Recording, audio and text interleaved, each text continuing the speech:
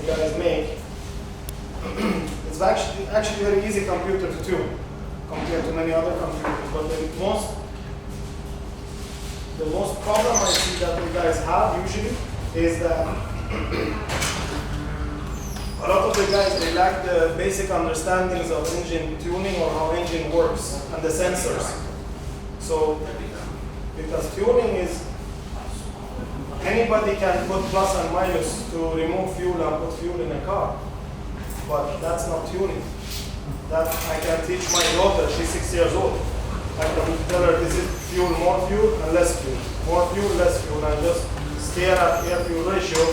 I need 11.5, I need 11.5, plus minus until you have 11.5. But the most problem I see with all the guys is there is a lack of basics.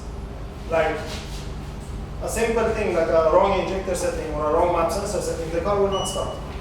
And all of this need to be correct, it need to be 100%. And because of this, it's very good to go on the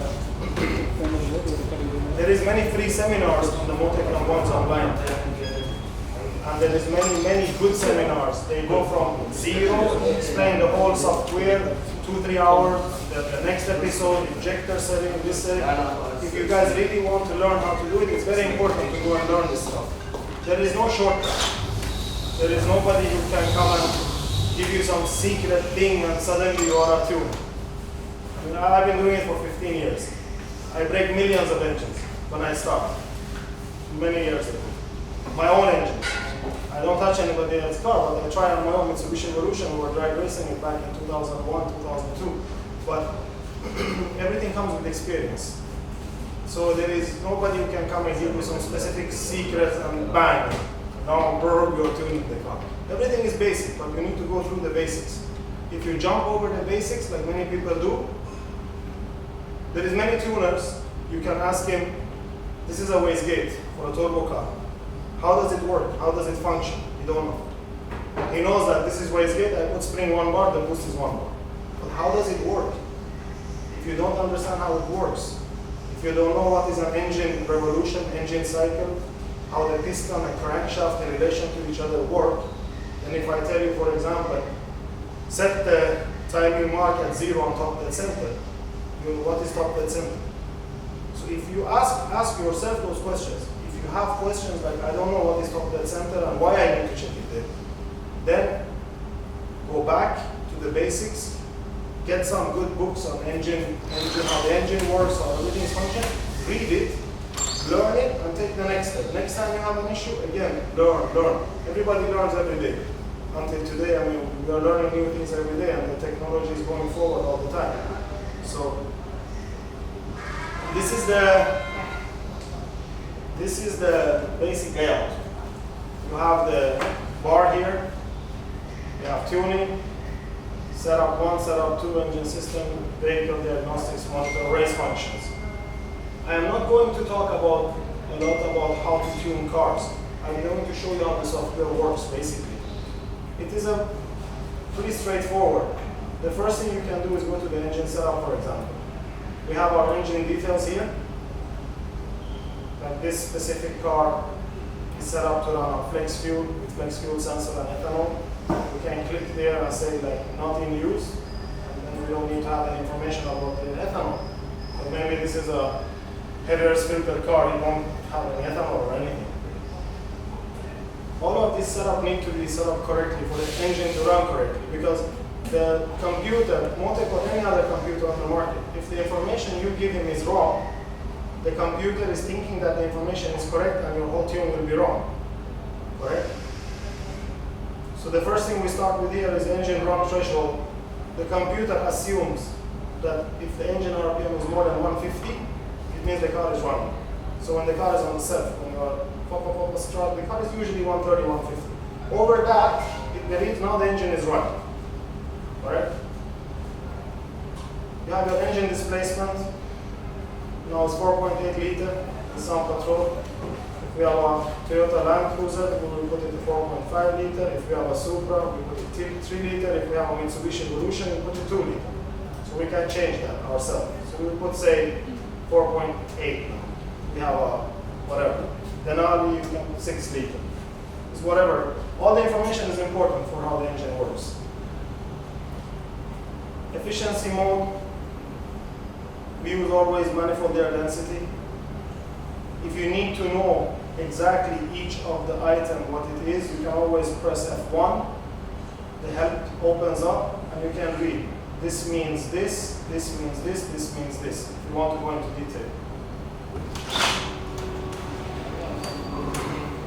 You have the engine cylinders, which is 6, obviously. It's a 6-cylinder. Sometimes you are working with a V6.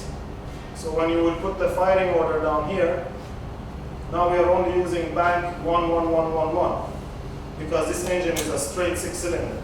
But if it was a V6, you will have some cylinder firing at bank 1, some cylinder will fire on bank 2, on this side of the engine, left and right. But since this engine is a straight 6, we just write 1111. There is no bank 1 and bank 2, the engine is straight.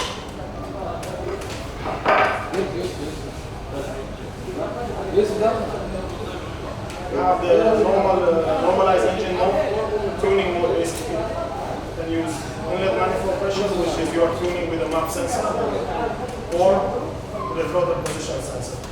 95% of the cars you will tune with a map sensor.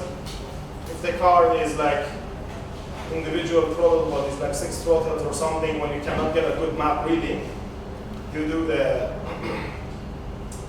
fueling by throttle position, but your ignition timing should always be tuned by map sensor. And I see many experienced students have problem with this also. They have some cars coming in, the ignition timing is tuned by throttle. So what is happening is, imagine you have a car, you're driving in the highway. You're driving the car in, say, gear 4 or 5, which is high-low. RPM is low, 2,000-3,000. I will show you what happens. This is our ignition map basically, it's a base map. So, and this is a turbocharged car, right? Because on the left side here you see the map. It's 0, it goes all the way up to 200. Absolute pressure, which is 1 bar boost. So 1 bar boost, because the air pressure is already 100 kPa. So 200, it means you have overpressure with 1 bar. So you have 1 bar boost in the engine.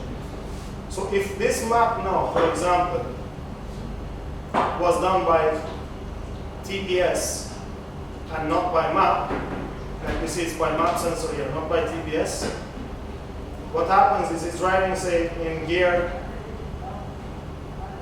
5, RPM 3000. He will give the car, say, if this map was by TPS, most probably say, we will leave the timing numbers because they will be wrong anyway. Gear 5, 3000 RPM, or 3.5, he will open the throttle, say, around 20-30% in gear 5, turbocharged car. So everybody knows in a turbocharged car, if you open the throttle only 20-30% in gear 5 when you have high-low, the car will make boost. Alright? Especially if you have a small turbo, like a Nissan Patrol with a stage 1 GTX 35 turbo. If you are in gear 5, RPM 2-3,000, you give it only 20%, you see the boost gauge, it starts building boost directly in the car. Because it's big engine, big displacement, high load. What will happen is, say this is 20%, say this throttle on here, this is 20% throttle. How much will the timing be? It will be 32 degrees, correct? 32.8 degrees. But the car is on boost. So if the car goes to, say, 0.6 bar boost on pump gas, 98, and you have 32 degrees timing, you will break the engine. Overboost will go. It will not, it's not about overboost, it will be wrong timing. But if we are using map as this file, correct? If he's here now, gear 5, he opens the throttle and the car makes 0.6 bar boost, say, it will go up to where? It will go up to here. Because it's by map. So it will only be, say, on this file, 6.6 degrees of time. And you will not break the engine. So always, the ignition tuning should always be done by setting it up with map sensor. Ignition never with throttle.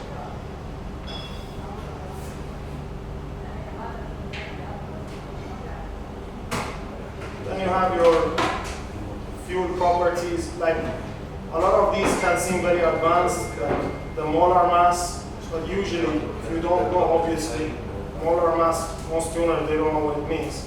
You can press F1, and they will give you already the number for the fuel you're using in the car.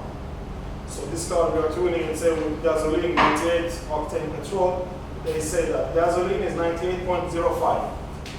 Then we will go here and we will put 98.05. If we were going to tune this car on methanol or ethanol or whatever, we need to put the correct number. The stowage ratio is 14.7, which is lambda 1. Lambda 1 is always 14.7 for gasoline. Same with the density. Press F1. Gasoline is 745. Ethanol 784. Methanol 788, etc.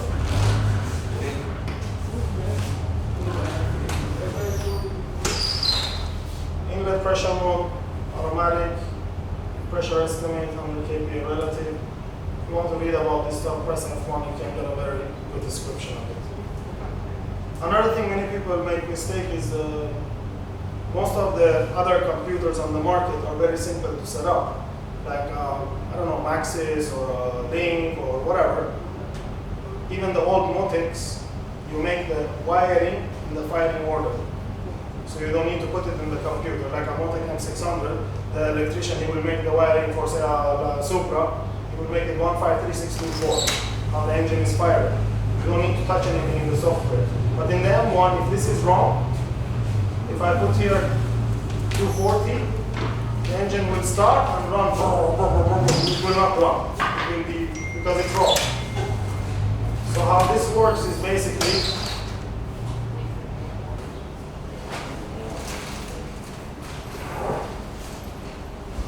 I already made it here for you guys.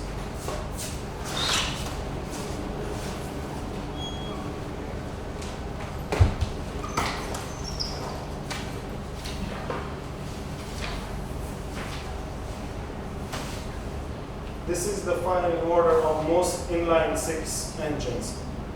It's the same for Land Cruiser, it's the same for Supra, it's the same for Nissan Patrol. It's 153624. So in the MOTEC software, he's asking us, first of all, cylinder 1, bank. All the bank you should write 1, because the engine is just a straight engine, correct? So we write bank 11111. Then he asks you, cylinder 2, when is cylinder 2 going to fire? When is cylinder 3 going to fire? When is 4, 5, 6, 7, 8, whatever going to fire? So how you will do that is, the engine cycle, I'm sure most of you know, is 720 degrees. This is what M1, yes? M1. But it's good to know it for other computers also. Some computers on the market, I've seen some other computers also use the same logic. You have to put the degrees in. But it's very good for you to know, then you actually understand more about the engine. You know how the engine works. So we know one engine cycle is 720 degrees. So 720, you divide it by how many cylinders are in the engine? It's 6 cylinders, correct? And how much is that? 120. So it will be 120. Of 120 degrees, correct? So the engine will fire every 120 degrees, correct? A mistake many people do, they go in here, they write, cylinder 1 is firing at 0, then they put 2, 120, then they put 3, 240, they put 4, they go up by 120 degrees all the time. But that is wrong, because your firing order is not 1, 2, 3, 4, 5, 6. There is actually car who have this firing order, like a new GTR engine. DQ35. It's 1, 2, 3, 4, 5, 6. It's a V6. So they fire 1, 2, 3, 4, 5, 6. But our engine now we're talking about is firing 1, 5, 3, 6, 2, 4. Correct? This is our firing order. 1, 5, 3, 6, 2, 4. So the first cylinder to fire is 1. Okay, it's the first one to fire. The second cylinder to fire is which one? 5. Is number 5. So here in the MOTEC, cylinder 2, top dead center, when it's going to fire, is number 5. It should not be like 120 here. So when is number 5 going to fire? We will check our table here. You can write down like this for yourself. It will be much easier. 0.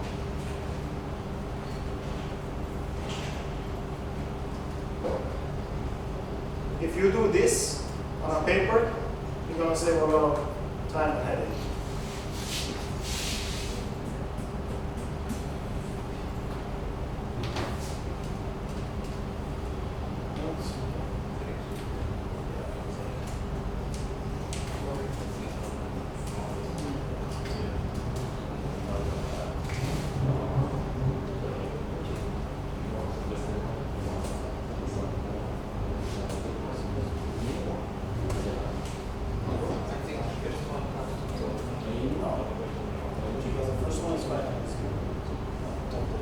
You see here, on the top I make it, this is for LS engine, for the non-LS. The firing order of the LS engine is 18726543.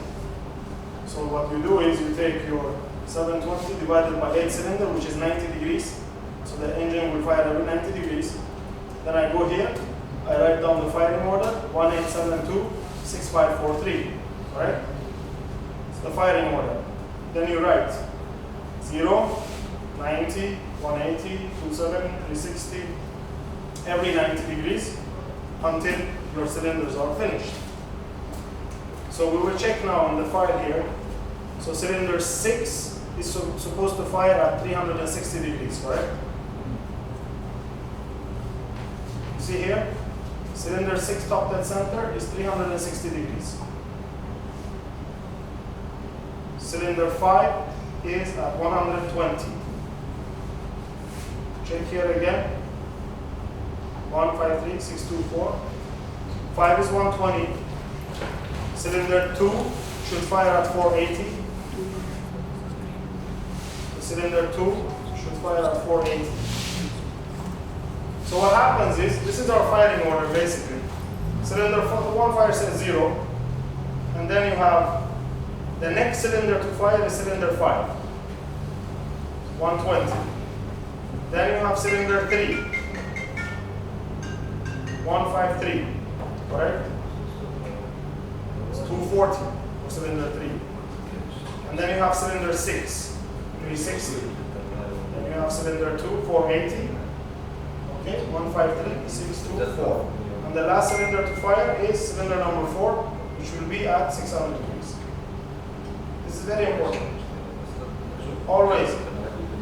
Easiest way to do it, there is a small, take a cheap paper, write down your engine's firing order, whatever engine you have, find out the firing order, write it down on a paper, 720 divided by your cylinders, and then under your cylinder you can just write them after each other.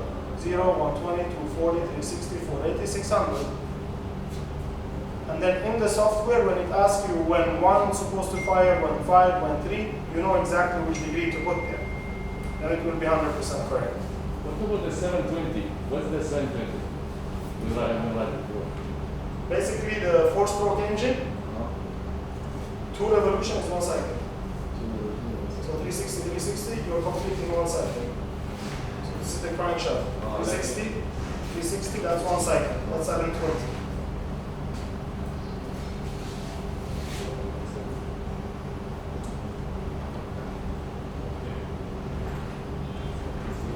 The next one you have here, guys, is the inputs and outputs of your ECU. Basically, the pins you're going to use. See here, like coolant temperature is at analog temperature 2. Coolant fan is at ignition 7. This car is a 6-cylinder, so ignition 7 is free. We're using ignition 7. ECU power relay. Your injectors, 1, 2, 3, 4, 5, 6. P-code injector, 1, 2, 3, 4, 5, 6. The inputs, outputs. Ref sync, this is basically your setup for your triggers. The trigger setting. this is basically what I would suggest for you guys since you're just starting. Just get the settings from me or anybody.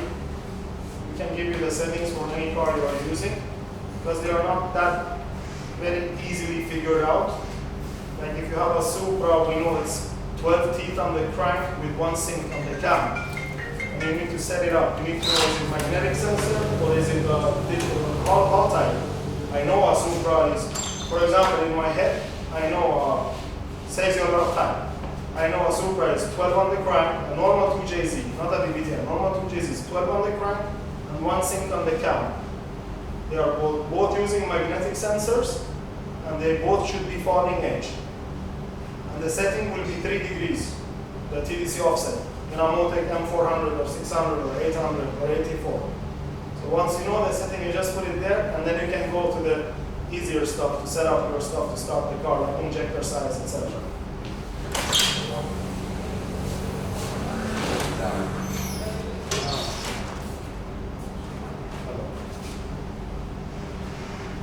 This is the sensor, the critical sensors of the engine. You have your coolant temperature, which is your water temp.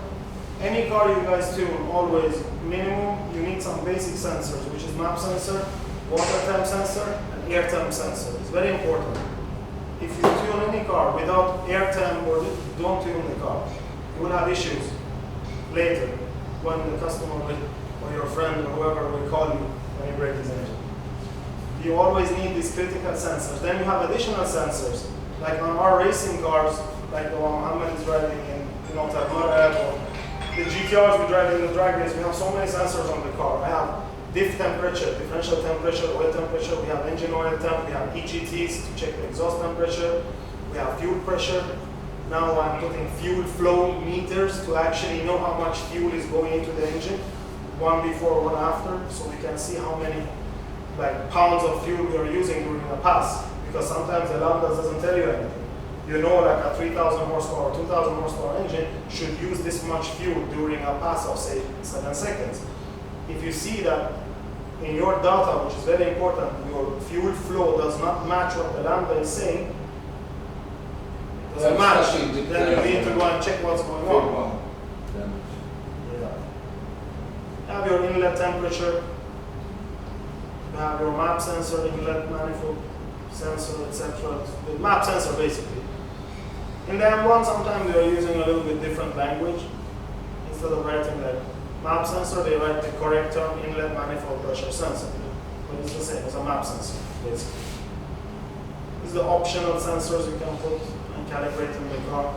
Like this car, we put a fuel pressure sensor on it. It's on this pin, analog volt 3. And this is the calibration table I need for it.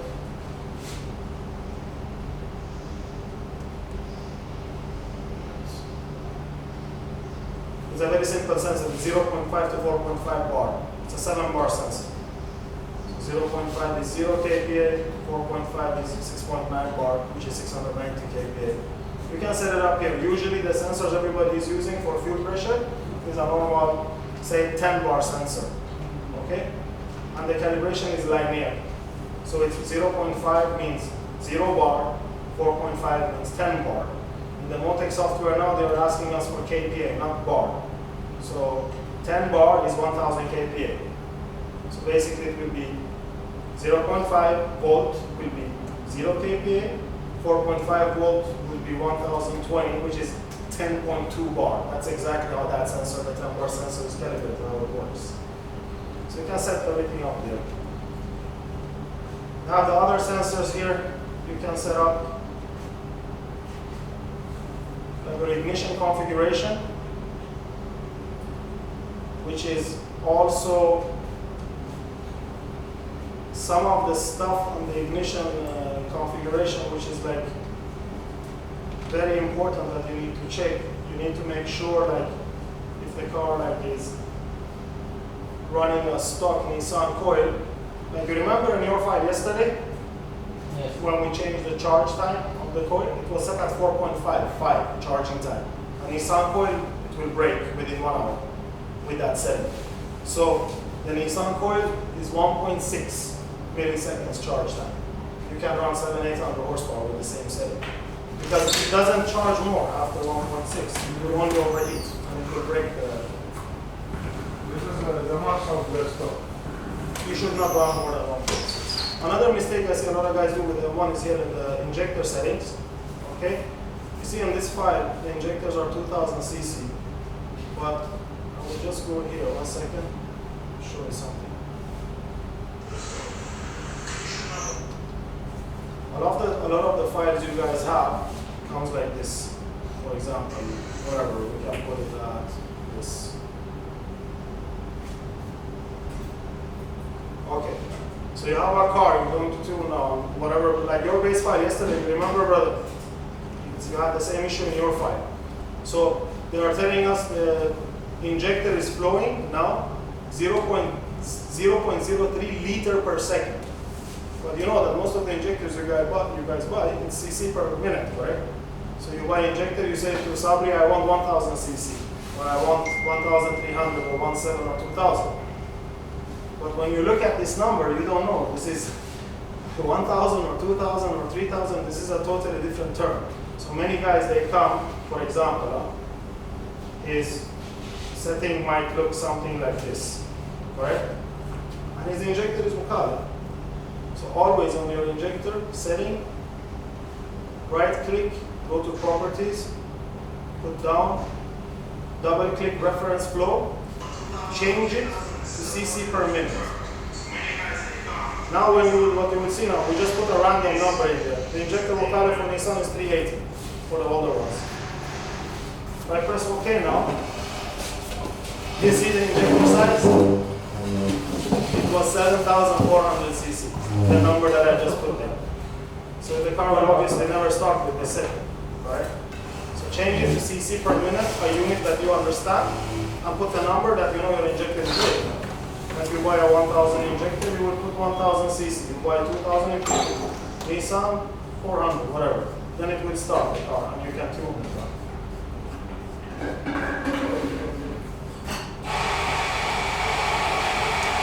The other numbers, I mean, you have your, this is the injector dead time that you have here. The dead time of the injectors, usually you always get it from the companies that you buy the injectors from. So now we will assume this injector is 1050X from Injector Dynamics, correct? There is no secret or anything special. You know you have a 1000 injector, but you need to put the injector lag time, the dead time, before the command until it opens.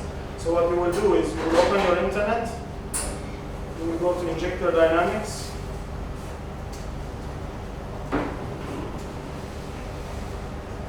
You go to the website, products, ID 1000, 1050. That is, say this is our injector in this car.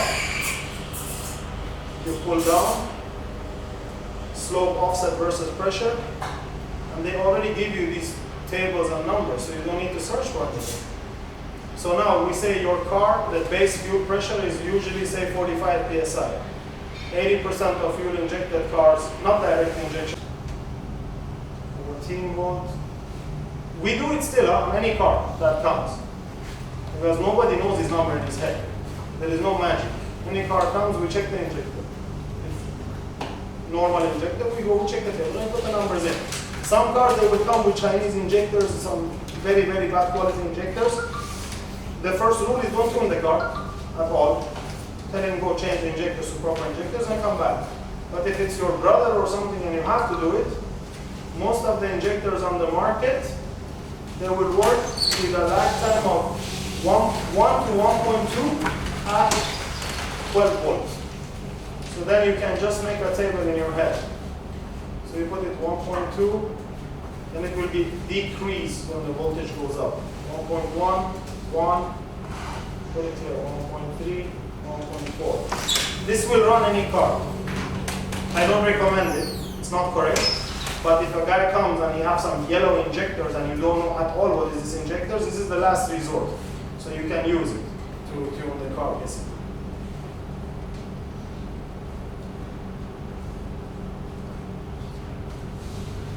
This is basically your engine speed limits, speed limit max. You make with switches, sometimes you have switch. You can put switches. This car is 5,200, it's like for 10 days or something. And anything you want to find also, you can always click on all calibrate, and you can just search for whatever. I'll put injector, and it will come for you. Injector, the location is after the throttle, right? Some of the car, why they put this, I mean, you see here, before throttle airbox, and then you have before throttle boost reference. Some cars, very, very old school, like if you have some big blocks and stuff that they convert to EFI, they usually have a carburetor style EFI. So it's basically looks like a carburetor, and they have like 2 injectors before the throttle. It's very, I mean, it's very cool. It's a new kind of carburetor. It's not a carburetor. It's an ECU. They run a computer, but it looks like. Yeah. It's not a carburetor. It has 2 injectors in the throttle. So that will be before throttle. But 99% of the cars have an intake manifold, and the injectors are before the head ports. So it's after the throttle.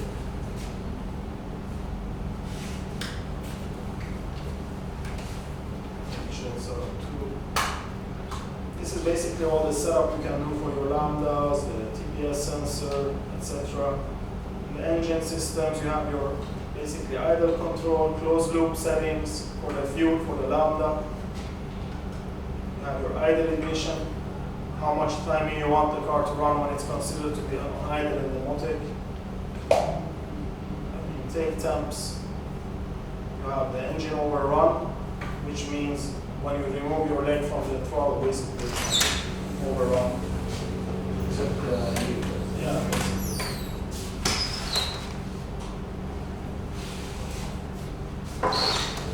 Here you can set up your wheel speed, driver switches, air conditioning, communications, transmission, etc. This is the diagnostics to see if you have anything wrong with the wiring or something. You can see the graphs if something is not matching. This is the monitor. You open it up and you can monitor everything when the car is running to make sure everything is correct. You have the race functions like launch control, anti-lag, nitrous. It's very advanced stuff, but you have it. The first that we didn't go through is the tuning tab. The tuning tab is fuel map, ignition map. This is your air-fuel ratio, lambda target table, what lambdas you want the car to run under different conditions. You can set up the flex fuel here if you have flex fuel sensor. Boost control. This is the knock, if you connect knock sensors to the car. Usually, I don't use it myself because most of the knock sensors that people use on the market, it's very hard to calibrate and to find out the correct calibration. And many times when you have a car with very big camshafts or a lot of noise like a drag racing car, even if everything is perfect, just you rev the car to show it's knocking because there is so much disturbance and noise. But if you want, yes, you can connect the knock sensors if you have the perfect calibration. Like some cars, like they already calibrate them, like a GTR package for the MOTEC M1, they work really good. You can really see all the cylinders. This is a line, it means the car is knocking, and then you see all 6 cylinders running like this. If it starts spiking, like 1 cylinder, you know that cylinder is knocking. So in some cars it works good if it's set up properly. I got ignition trims here. For example, you can have different ignition trim. The trim means it's on the main table. So if I write 10 in the whole main table, and the trims tell it -2, so it will take -2 from the main table. One of the very important ignition trims is basically your air temp trims.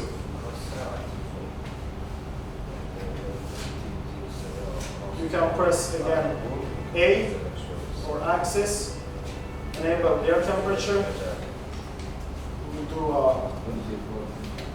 some table, just as a table for you guys to understand.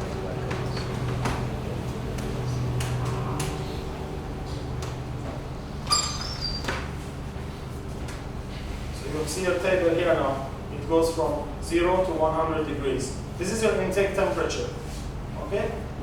So usually on a, say, a turbo car, if your intake temperature, if the intercooler is not good enough, it's small. Even on some naturally aspirated cars, if you are in the desert and driving and pushing it up the hills, sometimes the intake temperature goes very high. And if you run the same timing as usual with very high intake temperature, you will have detonation. And that can basically wreck the engine. So for example, say if you have a turbocharged car, so it means the air temperature, say, is 40 degrees now in Dubai, outside. You have an intercooler, and the car is on idle, so the intake temperature will show around 45, 46 degrees, correct? When you drive the car, once you boost the car, the turbo is compressing the air, it's heating up the air, correct? It will push it through the intercooler, which tries to cool it down as much as possible, and into the intake. And in the intake, you have an air temperature sensor, so it tells you exactly what the temperature is of the air going into the engine. So if we see in our computer that, say, the car is running 1.2 bar boost, okay, and the air temperature is coming up to 80, 90, for example, we know that the intercooler is too small. It should never reach 90 or 100 degrees. But just as a safety, like at 60 degrees, say we will put 3 degrees timing, and at 100 degrees, we will put, say, 10 degrees of timing. I will interpolate. So basically at 60 degrees, the car is pulling 3 degrees, minus 3 degrees of the main map, if the intake temp is 60 degrees. If it goes 70 degrees, it's pulling 4.8, 6.5, and ultimately it's pulling 10 degrees. I mean, when the car is minus 10 degrees retarded, so say that you're running 1.2 bar boost on a turbo car, and the timing is 20 degrees, and the air temp is 100 degrees. So the timing now will be 20 minus 10, which will only be 10 degrees. The car will feel dead. The car barely moves. You're heating it up, but you have to do it to save the engine from breaking. And also in some of the cars, you can put like warning functions for the car.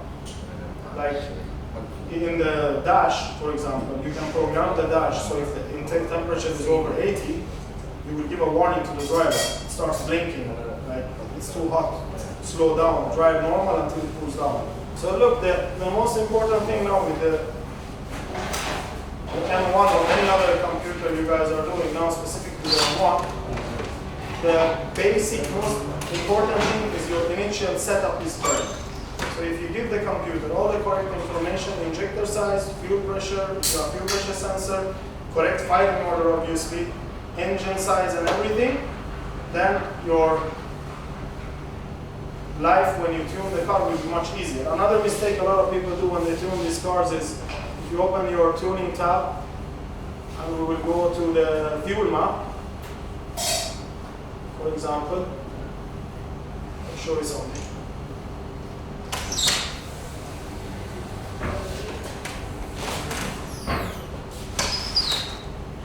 This one that I made actually to show you is not the way I would do it, but I will show you how it is. You see the fuel map, how it looks here. It's extremely big, right? We have map sensor is every like 30, 40, 50, 60, 70, 80, 90.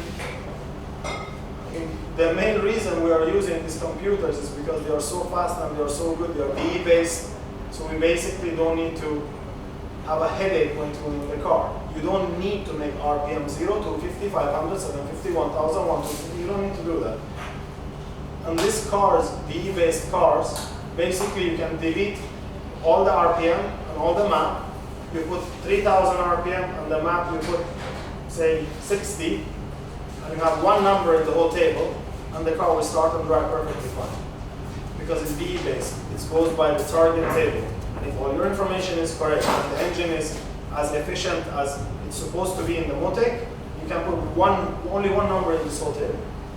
And I can show you live. One number and the car will run and drive and go. It's not perfect, but it drives perfectly fine. So this is a little bit useless to use so many RPMs and breakpoints and map breakpoints.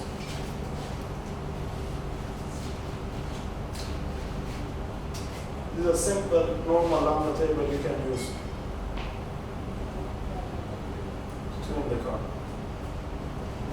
So what will happen is when he drives the car, say 4,000 RPM without boost, it will target 0.95. As soon as he opens the throttle, zero boost, zero on the gauge, he will target 0.8. As soon as the car goes on boost at 0.5 bar, he will target 0.78. And at 1 bar and above, you are targeting 0.76. If anybody feel more comfortable to have some more, maybe a little bit more numbers here, like 0, 20, 40, like this, you can do it, it doesn't matter, but you really don't need more than this to tune a car.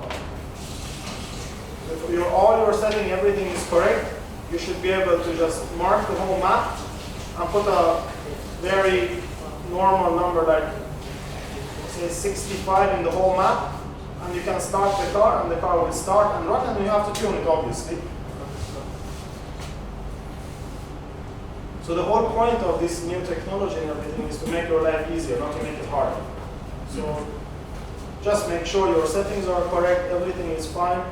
Your map sensor, your fuel injector, if you have fuel pressure sensor, your oil pressure if you have sensor, your firing order is correct, it's firing at the correct degrees. Your ref and sync, like the settings for the cam sensor on the Nissan, the Delco, as we call it, the cam signal, crank signal, settings are correct. Just you can use some base settings, and if everything is fine, start the car, and you can just tune the car according to the common knowledge and what you know about tuning basically.